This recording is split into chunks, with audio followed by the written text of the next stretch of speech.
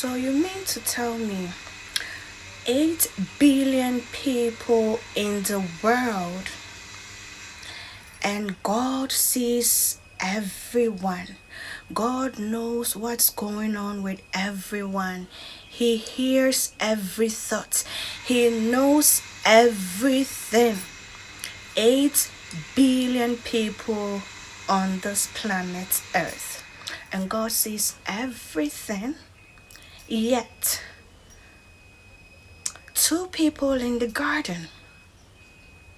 And God was like, Adam, where are you?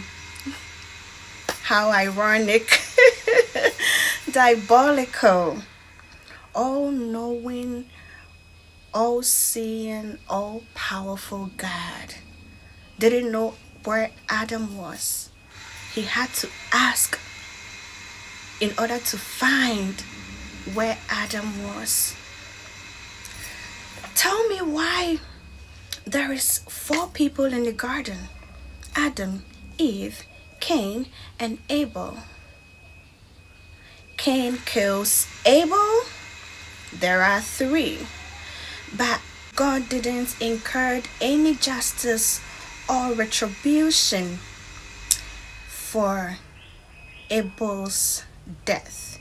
Instead, he tells Cain, Cain, I'll put a mark on your face. I'll put a mark on your forehead so that when you go into the land of Nod, the people there will not kill you for murdering your brother. Who are the people in Nod? Who were the people in Nod? The Nordians. Who were they? Because there are only 4 people in the garden, 4 people in the garden at this time. So who were the people in Nod?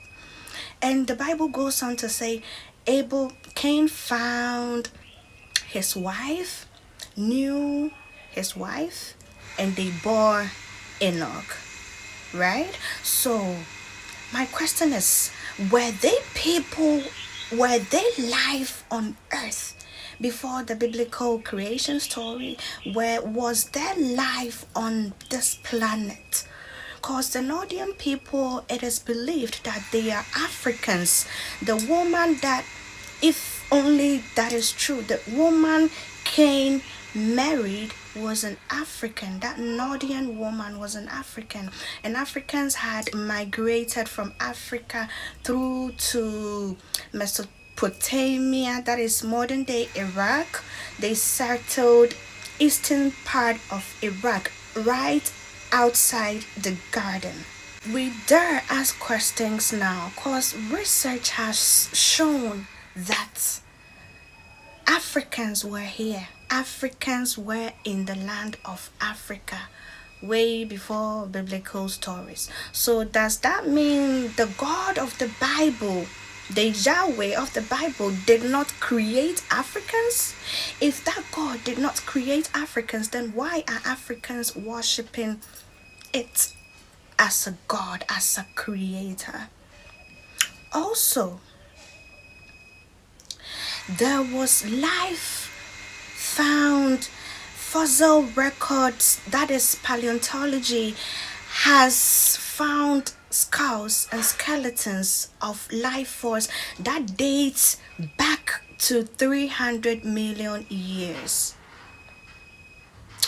Nyasasaurus, that is the fossil records of dinosaurs, they discovered around Ethiopia. They discovered a woman's skull. That is Lucy, our direct ancestor, our direct African ancestor. Lucy's fossil records dates back up to 2.5 to 3 million years.